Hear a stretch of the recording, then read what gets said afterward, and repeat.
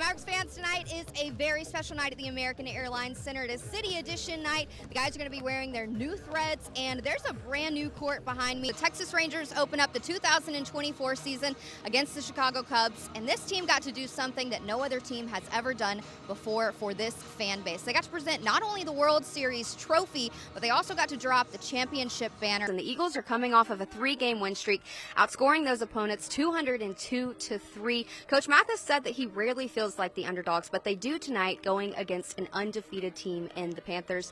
This offense for the Eagles is led by Brody Woods. He's allowing this team to be balanced with the power spread, creating a super high power offense. It is the return and homecoming of Jalen Brunson. Now, if you remember the last time that the Mavericks took on the Knicks, it was the night that Luka did something that no other player in NBA history has done: 60-20-10. I know you're a big fan of Josh Smith, and just to see him have the season that he did, winning the Silver Slugger at the utility position, what are you just excited about for his game in 2025 and the importance of finding that roster spot for him in the lineup? Rangers manager Bruce Bochy has not let that be the case here. Nathan Eovaldi is just such an elite guy. He was pitcher of the month in the month of May, and it seems that after the pitchers have an outing, they'll go to Bochy, and then they'll go to Maddox, the pitching coach here, and then they'll go to Eovaldi and ask for his advice. He changed his program completely. I asked them what their relationship was like. He said, you know as much of the game plan as I do. I leave the defensive stuff to him. That's his baby. I go and talk to him about complementary football. I never want to do anything that doesn't work for his defense, but I always try to leave that to him. Him and his brother are both lefties. Brandon Lowe, we got to see him when he was in town playing with Tampa Bay.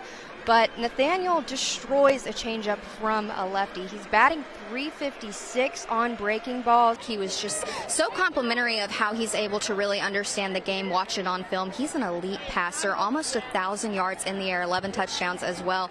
78% completion rate. Wrap your mind around that. It's the dog days of summer, and these Rangers fans are out across the street from Globe Life Field at Texas Live for the first annual Rangers Watch Party as the Rangers take on the Minnesota Twins, and these Rangers fans have something special in store for them. Spring training has looked a little different this season for players, coaches, umpires, even broadcasters and fans, as we are trying to navigate this new trio of league-wide rule changes. They've won 5 straight series, and they've won 9 straight at home, which is why they have the best home record in Major League Baseball. If you look at the numbers, statistically speaking, on a 2-2 count, Judge is only hitting 133 on the curveball. So for Jonah Heim, Jack Leiter to collectively agree to make that call, throw that pitch, something that he only throws 10% of the time. I want to pick your brain a little bit about the Texas Rangers. The number one priority that Bruce Bochy, Chris Young have said is Nathan Eovaldi. What are you hearing on your side of things? Thanks to Corey Seager last night, back-to-back home runs from Seager. It's his 14th time in his career that he's had a multi-home run game. For you personally, 313 yards in the air, 2 touchdowns in the air, 1 on the ground, 82% completion. We're all impressed with you.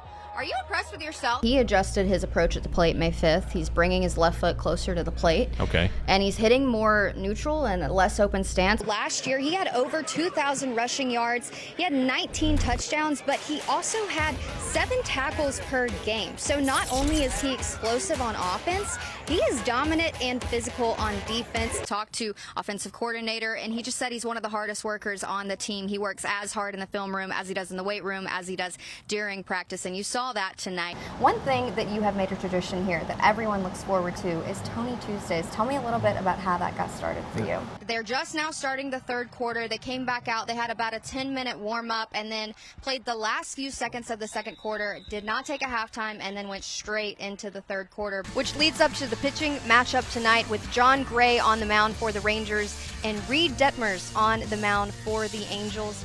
And we're hoping that that rowdy crowd from Section 133 is back at Globe Life Field, bringing the postseason energy in the stadium. It's going to be an exciting one. Tune into Rangers Live at 6:30 p.m.